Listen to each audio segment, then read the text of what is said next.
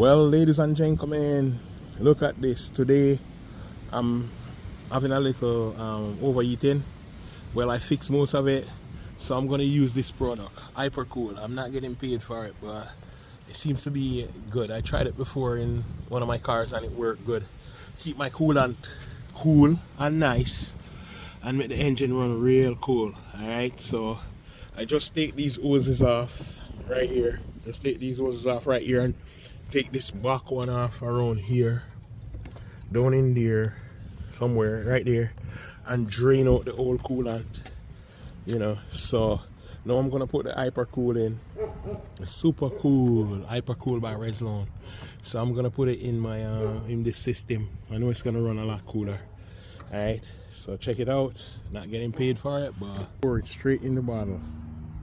I'm gonna pour it straight in the bottle right here, cause I already drain out the coolant.